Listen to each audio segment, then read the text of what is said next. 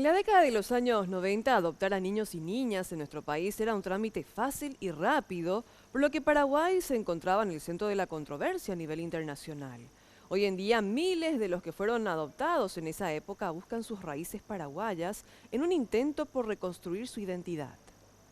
Abogados adopcionistas, jueces, hoteles, médicos y hasta madres de alquiler formaban parte de la industria montada para las adopciones internacionales de niños paraguayos. Un negocio más que lucrativo, según se desprende de la investigación realizada por Rita Geiva para el extinto diario Noticias.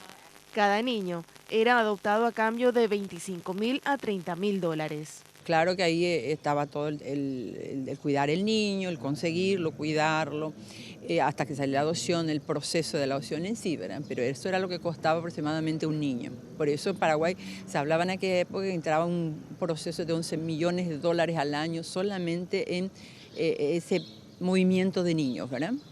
Algunos de los países de destino de los niños con adopciones amañadas son España, Inglaterra, Alemania y Estados Unidos. Solo a este último fueron más de 2.000 entre los años 93 al 95, según datos oficiales de la Embajada norteamericana en nuestro país. Uno de esos bebés fue Kate Telander, quien a pesar de haber tenido una buena vida con su madre adoptiva, sentía una especie de amnesia al desconocer sus orígenes. The best analogy that I've been able to come up with is what I call the amnesia analogy. So, imagine that you're in a car accident and you wake up in the hospital with no memory of who you are, no memory of who your family is or how you got there. And in real life, when a situation like that happens, you have family members around you to say, this is your name, you're Kate, you're allergic to grapes, I'm your mother, I'm your father, we're from, Minnesota. But for an adoptee, it's like waking up in that hospital with no memory, but there's no one there to tell you who you are. There's no one there to say, I'm your mom, I'm your dad, this is who you are, this is where you come from.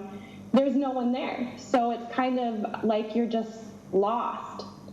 Como en la mayoría de los casos, su familia adoptiva no contaba con mayor información acerca de sus orígenes, además de saber que era de Paraguay y algunos datos aislados.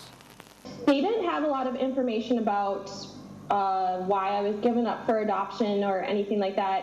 My adoptive mom actually is a single parent, and they just called her and told her, we have a baby girl, how soon can you get down here? And she went right away with my aunt, and they didn't give her any information about me. So when I asked my mom, about my adoption, there wasn't much she could tell me other than the fact that, they had a baby and she wanted me with all her heart, and, it was just kind of a match made in heaven that way. Buscando sus raíces en Paraguay, conoció esta oscura historia sobre las adopciones y se contactó por email con Rosa María Ortiz. Y el subject de su email era, pienso que soy un bebé robado. Y me dice, no puedo vivir tranquila pensando que mi madre podría estar buscándome. Para su tranquilidad, Kate descubrió que no fue una bebé robada. Su madre la dio en adopción siendo adolescente. Tras entrar en contacto con ella, supo que al nacer la llamó María y que tiene 2 hermanos menores, a quienes conocerá próximamente. Debido al uso de nombres falsos en los expedientes, miles como Kate no tuvieron la misma suerte de encontrar a sus madres. Porque había las madres sustitutas. Incluso muchas jóvenes tenían hijos, no querían aparecer como dando su hijo, entonces se buscaba una madre sustituta, y ella venía, firmaba, bueno, y ahora vienen de vuelta y buscan a la que en los papeles dice que es su madre. Entonces se encuentran con esa decepción, ¿y dónde está mi madre? ¿Y quién realmente es mi madre? Y ahí se perdió el hilo de la historia. A raíz de todo lo sucedido, se creó el Centro de Adopciones como ente autónomo para garantizar el cumplimiento de los derechos del niño en los procesos de adopción.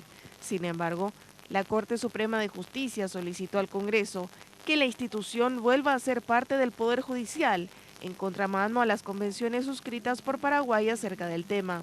Entre tanto, en el mundo existen miles de personas de origen paraguayo, quienes tal vez nunca podrán llenar los vacíos acerca de su historia personal.